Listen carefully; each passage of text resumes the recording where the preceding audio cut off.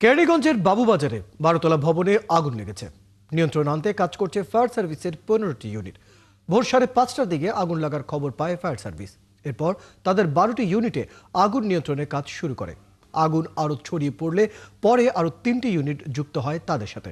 জানা গেছে 12তলা ভবনের নিচতলায় আগুনের সূত্রপাত হয়, এরপর দ্রুত ধোঁয়া ছড়িয়ে পড়ে। আগুন লাগার কারণ ও ক্ষয়ক্ষতির পরিমাণ তাৎক্ষণিকভাবে জানাতে পারেনি ফায়ার সার্ভিস। এছাড়া হতাহতের কোনো খবর এখনো পাওয়া যায়নি। দর্শক, কেরানীগঞ্জের বাবুবাজারে 12তলা ভবনে আগুনের খবর সংগ্রহ করছেন সহকর্মী সুমন তারবির। সরাসরি যুক্ত হচ্ছে তার সাথে। সুমন, আগুনের ব্যাপ্তি কতটা এবং এখনো কি 12টি ইউনিটের কাজ করছে? ফায়ার সার্ভিস কি বলছে? ভোর প্রায় 5টার দিকে ফায়ার সার্ভিস কিন্তু খবর পেয়েছে এবং তারপর থেকে এখন পর্যন্ত প্রায় 4 ঘন্টার উপরে হয়ে চললো। আগুন কিন্তু চলছে। আমি যদি একটু দেখানোর চেষ্টা করি আপনাকে, এই যে ভবনটি দেখছেন, আমরা পুরান ঢাকার এলাকায় যখনই যা আগুন লাগে আসলে এই বিষয়গুলো সামনে আসে, বিল্ডিং কোডের কথা সামনে আসে, বাণিজ্যিক ভবন, আবাসিক ভবন সব একসঙ্গে হওয়ার বিষয়গুলো সামনে আসে। এই যে ভবনটিতে আগুন লেগেছে আপনি দেখছেন, এই ভবনের একদম নিচতলায় যেটি অর্থাৎ আন্ডারগ্রাউন্ড, সেই আন্ডারগ্রাউন্ড থেকেই আমরা আসার পর যতটুকু শুনছি যে আগুনের সূত্রপাত হয়েছে। এই ভবনের 3 তলা পর্যন্ত বাণিজ্যিক ভবন হিসেবে ব্যবহার করা হয়।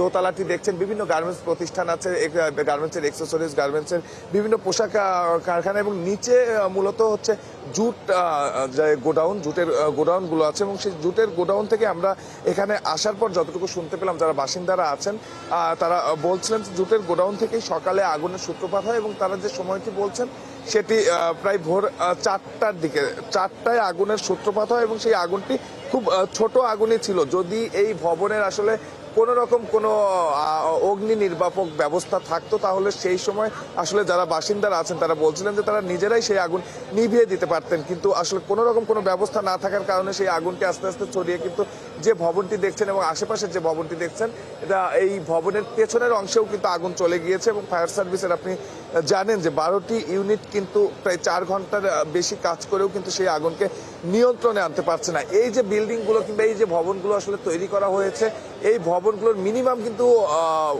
সেফটি যে মেজার, কোন রকম সেফটি মেজার কিন্তু করা হয়নি। যে ভবনগুলো আমি দেখছেন এখানে, একটি ভবনের সঙ্গে আরেকটি ভবনের যে মিনিমাম কিংবা ন্যূনতম একটি ব্যবধান, কোনো ব্যবধান নেই। অর্থাৎ একটির সঙ্গে আরেকটি লাগোয়া ভবন এখানে, এবং কোনো রকম কোনো এক্সিট পয়েন্ট, যারা বাসিন্দারা যারা নেমে এসেছেন তারা সেই বিভৎস অবস্থার কথা বলছিলেন।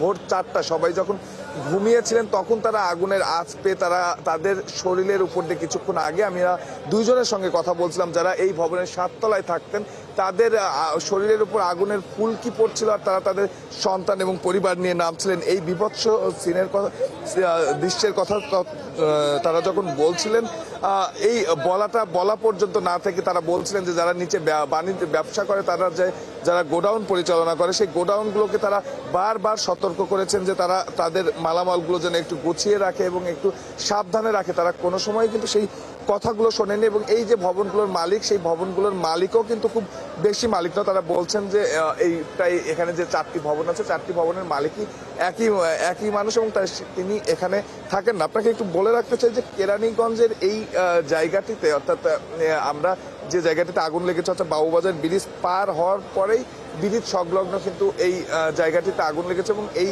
জায়গাটিতে আমরা জানি যে গার্মেন্টস শিল্প বলতে লোকাল মার্কেটে যে প্যান্ট, গেঞ্জি, যে জিনিসগুলো, যে কাপড়গুলো নিউ মার্কেটে যায়, সেই জিনিসগুলোই কিন্তু এই মার্কেট থেকে কিন্তু আসলে মূলত এই ঢাকা শহর, রাজধানীর ঢাকা সহ বাংলাদেশের সবগুলো জায়গায় এই মার্কেট থেকেই পণ্যগুলো যায়। সো এই জায়গাগুলো সবসময় রমরমা থাকে এবং এখানে কিন্তু যারা ব্যবসা করেন, ব্যবসায়ীদের দোষ যেমন আছে, সেই সঙ্গে ব্যবসায়ীরাও কিন্তু আসলে আজকে অনেক বেশি ক্ষতিগ্রস্ত হয়েছেন। বেশিরভাগই কিন্তু যাদের সঙ্গে কথা বলছিলাম তারা কিছু বস্তা মাল নিয়ে নিচে নামতে পেরেছেন এবং বেশিরভাগই কিন্তু কোনো রকম কোনো মাল না নিয়েই তারা তাদের জীবন বাঁচিয়ে কিন্তু দূর থেকে শুধু তাদের সেই সম্পদ, তাদের সেই পণ্য কিন্তু আসলে পুড়ে যাওয়াটাই তারা শুধু এখন দেখছেন এবং তারা তাদের মতো করে আহাজারি করছেন। এবং এখন যে পরিস্থিতি, আসলে সেই পরিস্থিতিতে তারা চাইলেও কিন্তু আসলে ভেতরে গিয়ে সেই তাদের মালামালগুলো যে নিয়ে আসবে সেটা কিন্তু সম্ভব নয়।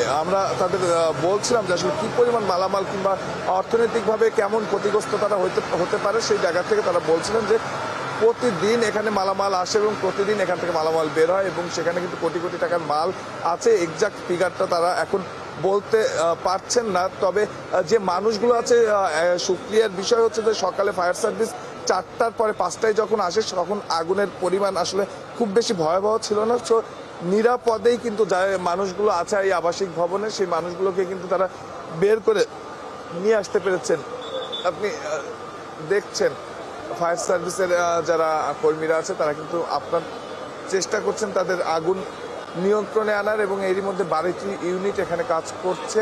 এখানে সেনাবাহিনী, উৎসুক জনতা, আপনি জানেন যে যেখানেই আসলে আগুন লাগে একটি উৎসুক জনতা কিন্তু সেখানে সবসময় ভিড় করার চেষ্টা করে। সেই ভিড় আসলে সামাল দিতে কিন্তু এখানে পুলিশের পাশাপাশি কিন্তু সেনাবাহিনীও মোতায়েন করা হয়েছে, এবং তারা কিন্তু সেই চেষ্টাটি অনবরত করে যাচ্ছেন। আমরা দেখছি একটি, এই যে আমরা দেখছি ধোঁয়া যেখান থেকে বের হচ্ছে, এই আন্ডারগ্রাউন্ড থেকেই মূলত আসলে আগুনের সূত্রপ্রাপ্তি হয়েছে, এবং এই আন্ডারগ্রাউন্ডে সুমন তানভীর, আপনি খবর রাখতে থাকুন, আবার পরবর্তীতে আবার আপনার সাথে আমরা যুক্ত হব। দর্শক, আমাদের সাথে আমাদের সহকর্মী সুমন তানভীর যুক্ত ছিলেন, যারা ছিলেন কেরানীগঞ্জের বাউবাজারে 12তলা ভবনে যে অগ্নিকাণ্ডের ঘটনা ঘটেছে সে বিষয়ে তার কাছ থেকে আমরা বিস্তারিত জানছিলাম।